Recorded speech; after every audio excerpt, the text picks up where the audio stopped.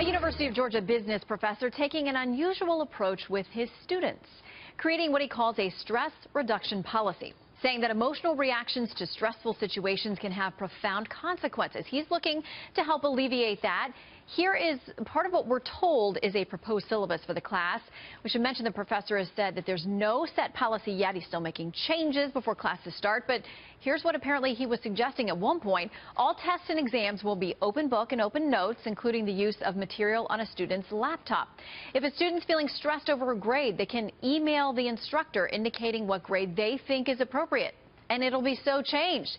And if they're stressed by a group dynamic, they can leave immediately, need not offer no explanation to group members, and they can move on with individual work. Sterling Brown is editor-in-chief for Campus Reform. Good morning, Sterling. Morning. I mean, I kind of wish I had this when I was in college and law school. I mean, stress reduction. I don't know how many kids wouldn't take advantage of some of these opt-outs. Well, you look at the game theory, you'd almost have to be crazy not to take advantage of it. When you get a mulligan like that, why wouldn't you use it?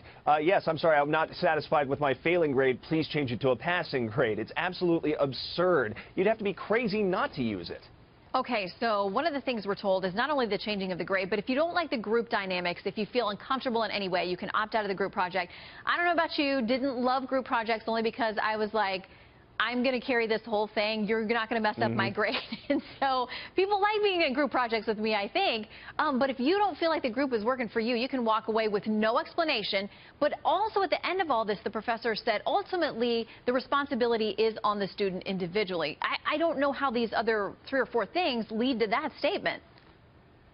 Well, the whole idea of just reducing stress for these college students, I understand college can be stressful, and you can end up with a situation where you have a poisonous academic environment. You've got people who are on suicide watch because they're so stressed about their grades. But merely dealing with difficult things, working to put through grades, dealing with people you dislike, that's stuff you have to put up with in the real world, okay? Your business that you work for after you graduate is not going to give you a mulligan when you mess up their database system and cost them untold amounts of money and time. This is not how the real world deals with these things. And unfortunately, we see this sort of stuff at the Leadership Institute's campus reform all the time. Universities are working to coddle their students with this stuff.